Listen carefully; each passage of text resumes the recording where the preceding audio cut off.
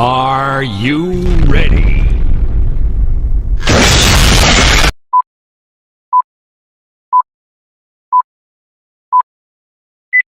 Sostener eso. Y fueron algunos meses de formación.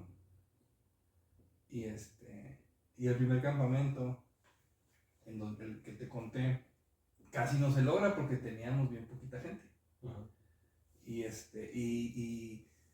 Y al final llegaron algunos cuantos más y logramos conseguir casi 28, 29 muchachos y se hizo ese campamento con el staff que se seleccionó un año antes, o menos de un año antes.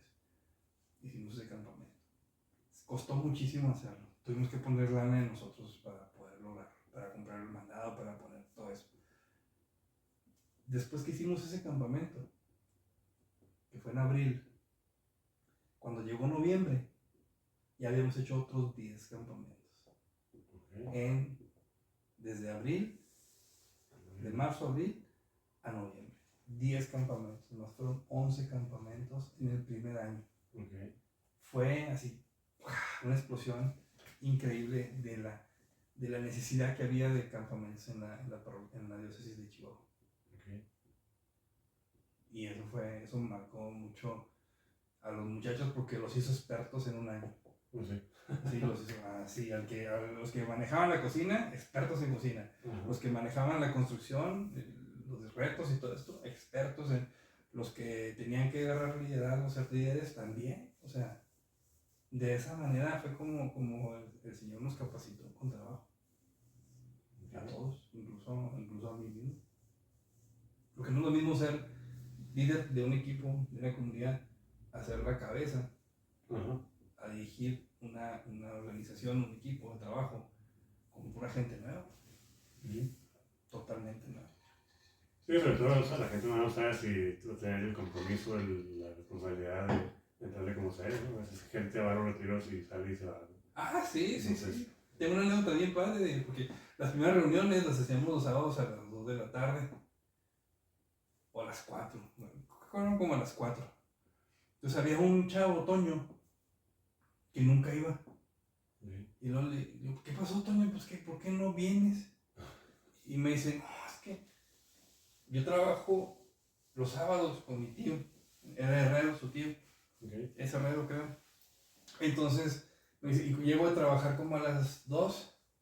¿Cómo? Y a las 4 es cuando duermo mi siesta. Y ese era su argumento. Y dices, pues, válido, ¿no? Pues sí. Entonces, ya fuimos acomodando la fecha para que todo el mundo pudiera reunirnos. O sea, quedó más bien entre semana, jueves, fue mucho tiempo jueves. Y así fue como se fue dando la comunión. Esos primeros líderes de campamentos. Ok, y hasta la fecha. Y hasta la fecha, digo, primer año 11 campamentos con el primero. Segundo año otros 10 o 11 casi creo. Y luego el siguiente como 8. Y así, 6, 5, 6. Hasta la fecha, si de repente hacemos 3, 4, 5. Y ha bajado, por supuesto, porque ya tenemos menos equipo de comunidad. Y también la actividad juvenil en la diócesis ha bajado muchísimo después de pandemia, ¿no? Ajá. La pandemia le pegó mucho a eso. Sí. Entonces, pero ahí sigue en pie la comunidad. Okay. Uh-huh.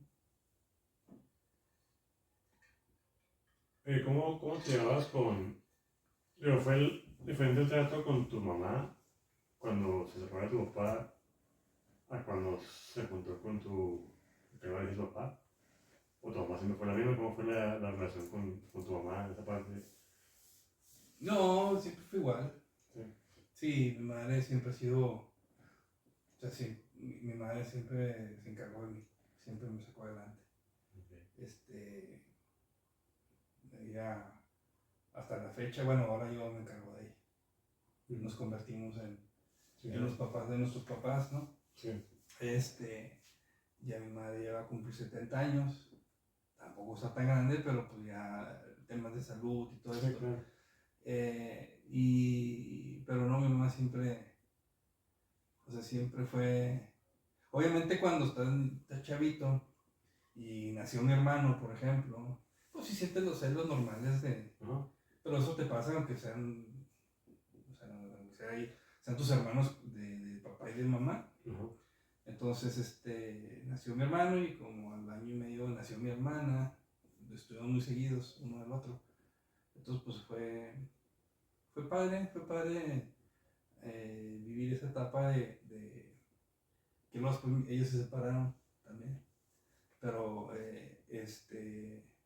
esa etapa de tener hermanos y vivir en la casa y eso, lo viví y me gustó mucho. Entonces, mi mamá, digo, siempre pide el cañón conmigo. Tú tenías 3 años como se separaron tus papás. Sí, 3 años. Sí. ¿Y cuánto lo llevas a tus hermanos? A mis hermanos, mira, mi hermana nació en el 85 y mi hermano en el 84. Entonces llevo 10 y 11 años. Okay. ¿Y tus otros hermanos de parte de tu papá? No sé exactamente Ah, sus sí. edades. No, la verdad es que no lo sé. ¿Con ellos que no convives? Casi no. De repente me comunico con una de ellas que se llama Lucero. Eventualmente por mensajito y así, pero ni sé la edad que tienen. Pero pues que tendrán. Yo creo que ellos andan más o menos en las edades de mis hermanos, posiblemente. No sé si el mayor creo que el mayor se llama Manuel y él quizá anda por ahí de los 3 años menor que yo o algo así, 2 años. Ok. Creo que ya lo dijiste ahorita, pero ¿sientes que tuviste un momento de cuando viste el campamento de Kairos? ¿O sientes que has tenido varios momentos?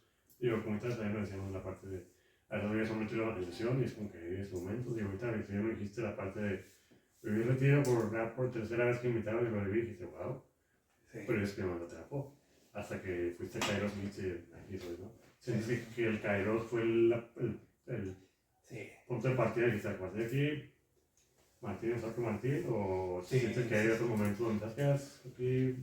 Sí, hay otro momento. Sí, hay otro momento y fue también dentro de Kairos. Fue una conferencia. Kairos, al ser una comunidad nacional, de hecho internacional, porque también hay equipos hasta la fecha sé que hay comunidades en Denver, en California, en algunos otros lados. Se hace una reunión cada 2 años de todos los centros de capacitación de Kairos y comunidades y todo esto. Y la hacen en algunas partes alguna vez la hacen en Culiacán, en Guadalajara, en una versión aquí en Chihuahua, etc. Le llaman el Fuerte Kairos. Y el primer Fuerte Kairos fue en Culiacán. No recuerdo exactamente qué año fue. Pero el primer Fuerte Kairos hubo una conferencia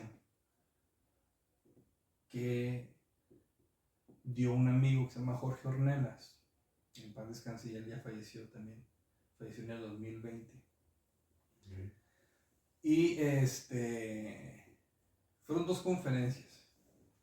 Una se llamó Autopsia de un joven triste. Y la otra conferencia se llamó El corazón del joven, el corazón del líder cristiano. Y esas 2 conferencias en ese fuerte me impactaron de una forma que no tienes idea. O sea, fue como, ok, ya soy parte de este Kairos, pero ¿qué hago qué necesito para ir más, para no sentirme que estoy jugando a la iglesita, a sentirme líder, a sentirme servidor cuando realmente no lo estoy siendo, cuando no estoy, digo, yo pienso que siempre vas a sentir un ímpetu más y unas ganas más de madurar en tu fe, de ser mejor, etc. Sí. Pero en esa conferencia, me acuerdo una frase que él dijo. De hecho, esta conferencia, las 2 las tengo grabadas en videocassette. Y después las digitalicé y ahí las tengo guardadas en una memoria y en la red. Y las subí en una nube para que no se fueran a perder. Y una frase que él dijo dice, si un joven aparece muerto atrás en un cerro por una sobredosis o por una riña o por lo que sea, es porque tú, Kairos, no estás haciendo tu trabajo bien. Okay. Y fue así de, digo, a lo mejor es muy extremista, Sí, sí. ¿sí? Porque pues no puede llegar a todos, Sí, claro. aunque sea una comunidad muy grande como los Kairos o como lo era en ese momento, ¿no? Ajá. Y cuando yo escucho eso, a mí me impacta de una manera bien interesante porque digo, o sea,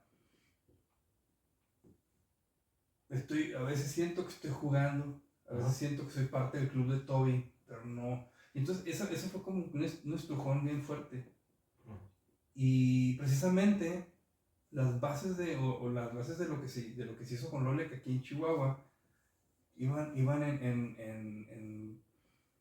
especialmente en el sentido de que en los campamentos tenía que predicarse verdaderamente el evangelio.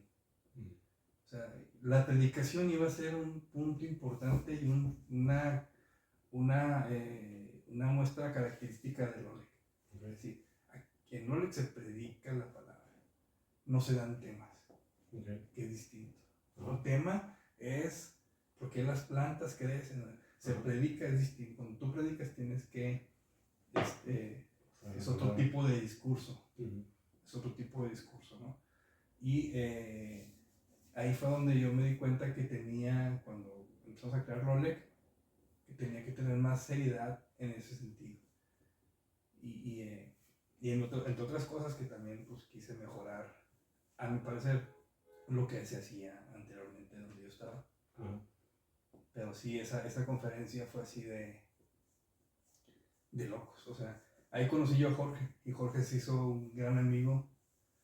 Nos hicimos muy buenos amigos y de hecho él vino a muchos campamentos de Lolek a predicar hasta antes de que él falleciera.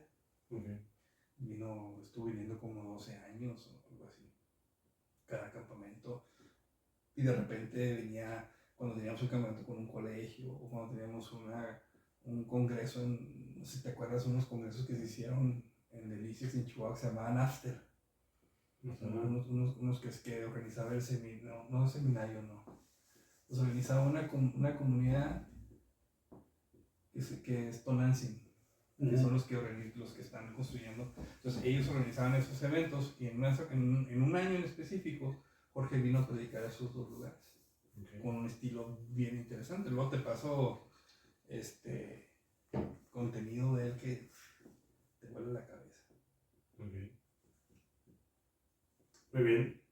Ya para ir cerrando, yo soy de Martín, si no era como de Dios. Si hubiera preferido hacer el partido de los Bulls con Michael Jordan. No sé. En vez de ir con las chavas a la federación.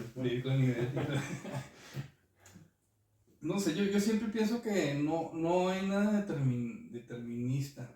O sea, yo pienso que si no hubiera sido en ese momento, el Señor se hubiera valido de otra manera para llamarme, ¿no? Para invitarme. Yo creo que pero en el caso de que no hubiera sido así, de que ¿qué hubiera sido de mí si yo no hubiera dedicado mi vida, mi juventud, que ya me queda muy poco de eso, de hecho ya no me queda nada de eso. Pero si no hubiera dedicado toda mi juventud, literal, a la evangelización, no tengo idea. O sea, sinceramente, no tengo idea qué hubiera hecho. No tengo idea, a lo mejor estaría pelón, amargado, más gordo, no sé, o sea, a lo mejor malhumorado, ingenioso, pero no sería la persona que soy, ni por razón, no sería el papá que soy, ni tampoco, o sea, porque creo que yo he tratado de ser el padre con mi hijo, así como Jesús, como Dios ha sido conmigo. Y digo, obviamente me quedo cortísimo en comparación a él, pero lo intento, lo busco. Entonces no sé qué hubiera sido de mí sin eso. No sé qué hubiera sido de mí sin la parroquia de la Soledad, sin el grupo de jóvenes, sin campamentos Kairos, sin campamentos Lole. No, o sea, al final de cuentas hay una la historia de un pastor que ya en su lecho de muerte trataba de hablar y trataba de decir unas palabras y ya le decían, ya, tranquilo, ya, relájate, ya descansa y déjate ir. Ujú. Y este pastor, sus últimas palabras, o la historia cuenta que sus últimas palabras fueron, vale la pena gastarse para Dios. Ujú. Y esa frase se la pusieron en su lápida. Okay. Todas sus últimas palabras, ¿no? Digo que mucha gente, en la lápida se ponen las últimas palabras de los grandes hombres, ¿no? Se supone que se ponen estas palabras. Habrá quien puso eso, habrá quien dijo, no me muevas la escalera, o no sé, sus últimas palabras pueden haber sido muchas. Me sentía mal. Te dije que me sentía mal. Sí, me sentía mal, ¿no creíste? Yo hice esa frase cuando yo escuché esa historia, cierta o no, no lo sé. Tú sabes que ese tipo de historias tienen mucho Sí. pues le ponen Maquillaje, ¿no?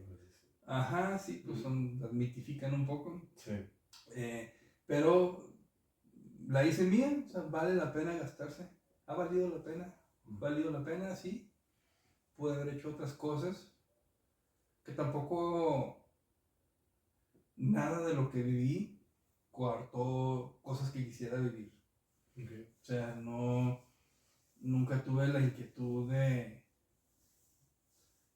no sé, de ser aventurero, de irme a vivir a otro país. Aunque sí lo hice, viví un tiempo en otro país, pero no era como una obsesión. Okay. Y estoy contento con el resultado de lo que soy, de lo que Dios me ha dado a través de todos estos campamentos. Yo veo estos pósters aquí de los eventos, de los campamentos que hemos tenido, y veo personas que se encontraron con Cristo. Y para mí, esa es la mejor recompensa. De que mucha gente, no sé, o sea, uno a veces nunca dimensiona la forma en cómo algo que hiciste, no por ti, sino pusiste los medios para que tú te encuentres. Uh-huh. De hecho, Lolec es mucho eso, Lolec es el pretexto para llevar al joven a que se encuentre con Jesús. Y nos dejamos solos. O sea, yo pongo la musiquita, predico, pero tú eres con el Señor. Encuéntrate tú con Él, ahí está. Aquí te lo presento, en la naturaleza, en